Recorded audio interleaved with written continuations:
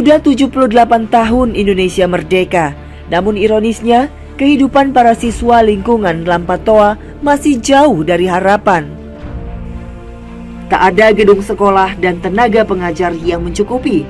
Mereka terpaksa harus belajar di kolong rumah. Adi, kamu ini kalau ke sekolah biasa lewat jalan sini? Biasa. Berapa jauh memang? Ya ada 3 kilo itu dari sana. Susah nggak sih kalau ke sekolah? Susah, lewat hutan juga. Terus kalau belajar gitu, kamu setiap hari apa gimana? Jarang, kalau dipanggil lagi pergi. Generasi penerus yang akan memajukan bangsa dan negara harusnya berhak mendapat akses pendidikan yang memadai dan berkualitas. Tidak bisa terbayangkan sih kalau harus menuntut ilmu, mereka harus melewati jembatan yang terbuat dari bambu ini.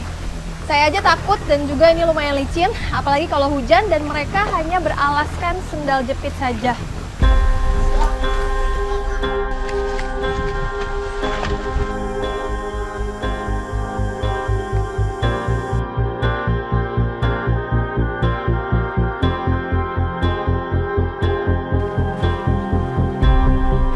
Dengan sekolah yang berjarak sekitar 20 km dan kondisi jalan rusak parah, membuat mereka terpaksa belajar dengan sistem belajar jarak jauh.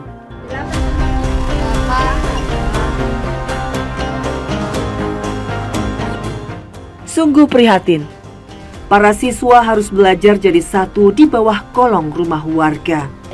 Di bawah naungan SD Impres Tantu, Kelurahan Lampa, Kecamatan Duam Panua, Kabupaten Pinrang, mereka belajar. Menurut informasi, 6 tahun lalu para siswa dapat belajar setiap hari dengan guru pendidik. Namun sejak tahun 2018 hingga sekarang, mereka hanya bisa belajar ketika mendapat panggilan dari guru yang datang untuk mengajar. Gaji pendidik yang tak sepadan membuat guru jarang datang. Para siswa dari kelas 1 sampai kelas 6 terpaksa belajar dalam satu ruangan dengan satu pengajar. Kondisi ini membuat siswa sulit untuk menyerap pelajaran. Namun, mereka hanya bisa pasrah karena masih lebih baik daripada tidak belajar sama sekali. Seluruh sini 4, 5, 6. Berapa semuanya? 6.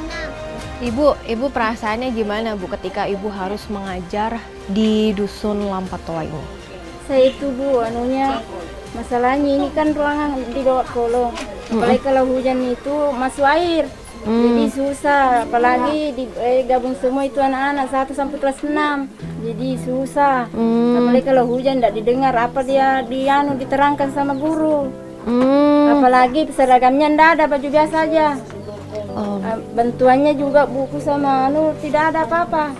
Kalau kita boleh tahu, bayaran Ibu berapa? Saya kan 5 tahun sudah mengajar di sini, baru honornya itu lama baru ada.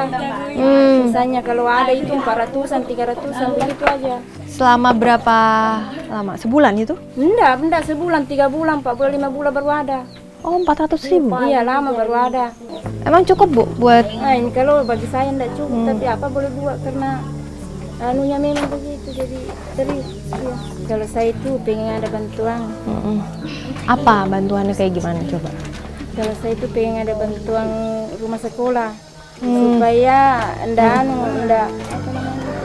enggak susah itu anak-anak diajar kalau hujan. Ya, ia berharap pemerintah lebih peduli dengan anak didiknya dengan memberikan fasilitas yang memadai untuk belajar mengajar.